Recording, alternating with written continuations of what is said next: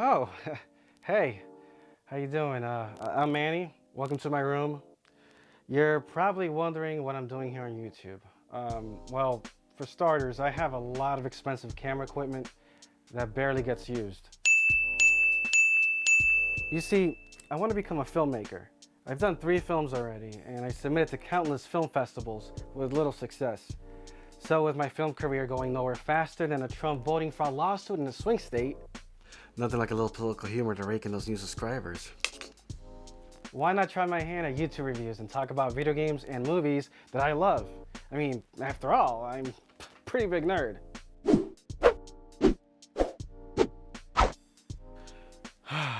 This used to be so uncool back when I was in high school. Anyway, why not for my first review, talk about the relaunch of Animaniacs on Hulu.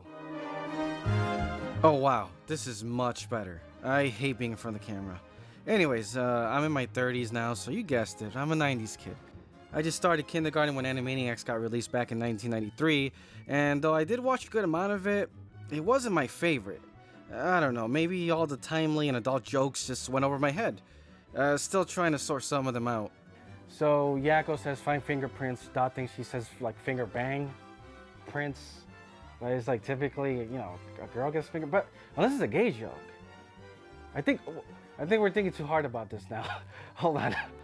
Okay, so now that I'm older and more sophisticated, I want to give this Hulu revival of Animaniacs a shot.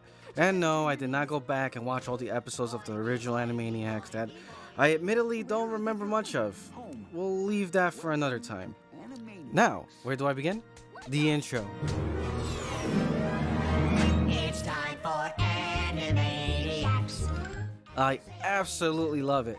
It has been updated with some of today's hot topic issues, and it's hilarious. I never skipped it. Now, the original took some of the timely stuff of the day and made fun of it, so I'm glad to see that back here full force. From gender-neutral pronouns to racially diverse casts to even their new contracts, is all in there. And towards the end of the intro, they always put in a new joke, from having no shamey to no mansplaining. Another reason to not skip the intro. Funny stuff. Wait, my apologies. This is my first YouTube review, and I forgot to mention this, but I want to have enough leg room to talk about this show freely. So I am going to spoil some jokes and key elements, even though this is a random sketch comedy show. So, but yeah, anyways, spoiler warning, all right?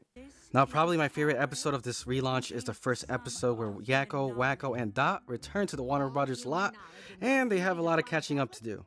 And what better way to do it than to swallow a tablet containing all of human knowledge? Yakko then recaps the last 22 years in this hilarious and clever song. I absolutely love it. Also returning are the Pinky and the Brain. This is also a cartoon I would watch when I was a kid, but I wasn't that into. So how is it now in 2020? Pretty funny and very clever. It starts out with Brain trying to come up with his best plan yet to take over the world that took him from 1998 until 2020 to finish. And it's the internet. The internet is the most powerful information sharing tool ever devised. And do you know what most humans use it for? I do, but I don't think I can say it. Oh, he's talking about porn. As you see, the show still has some adult jokes in it while still being a kids show. It also has a lot of gross out humor that I don't remember the original having. I was eating breakfast while watching some of these, and yeah. Anyway, very good writing in the show.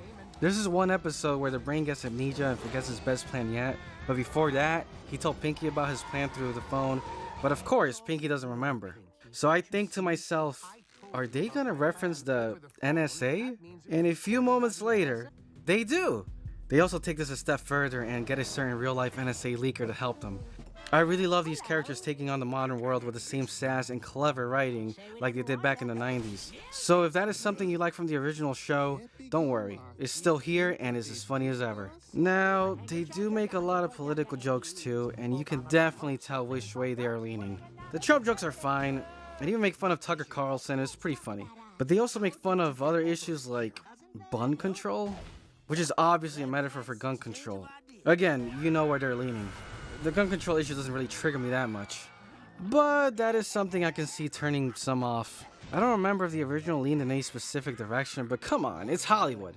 You know they're gonna be taking a hard left. Some of the humor doesn't always land politically or not. Typically, the show starts with a sketch from Yakko, Wacko, and Dot, then go to Pinky and the Brain, then it ends with another sketch. Which is fine by me. These are the characters that I remember the most, and most people might be looking forward to anyways. The original cast for these characters are back.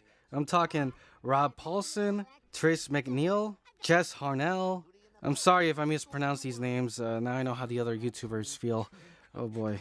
But anyways, they haven't skipped a beat. They do a fantastic job, and though they have obviously aged 22 years, they don't sound that much different to me. They sound spot on. Voice acting, top notch. Now, the original show had a huge cast of supporting characters that are fan favorites, but they aren't in this reboot. Well, they are in this one episode that explains their absence and leaves it open for them to, return in the future. I'm guessing they couldn't get most of those voice actors back, or maybe what made the show go over budget, or maybe they just want to test the waters for now and then bring them back next season.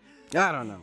This is pure speculation on my part. How professional of me. To me, though, this works. I'm sure next season they're definitely going to bring more characters, if anything. Speaking of characters, they introduced some new ones with some odd sketches that honestly I tuned out. One with a small alien that a little girl gets hold of, and then another one of a gnome and people's mouths parodying the Hulk.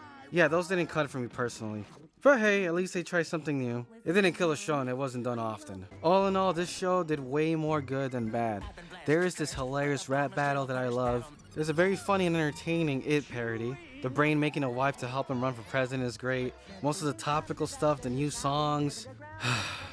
There's just a lot of stuff I really like here. There are a few dips, not everything is funny, but for the most part it's at least very entertaining. So with that, I give this relaunch of Animaniacs on Hulu an 8 out of 10. Alright, if you're a fan, you probably checked this show out already. But if you're not, or if you're like me that hasn't seen the show since the 90s, then I'd say, yeah, check it out. It's pretty damn good. And with that, I just did my first YouTube review. Wow, okay, I want to do this again. Maybe talk about older shows or video games once I figure out how to record gameplay. But I need a name. Random reviews? Is that taken? Crap. Well, I did this review just because. Wait. Just because. Just cause. Is that taken?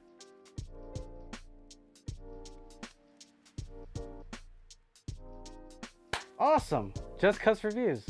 CUC. Just in case it's really been taken. Keep it a little unique. Also, it helps that, it kind of keeps it random because I'm not always going to be talking about the latest shows. I want to talk about whatever I feel like talking about because I have a full-time job. I don't know how to make money off of YouTube, and my time is precious, so I want to talk about what I want to talk about. Hopefully you guys enjoy it. And with that being said, this has been a review of the relaunch of Animaniacs on Hulu, just cuz.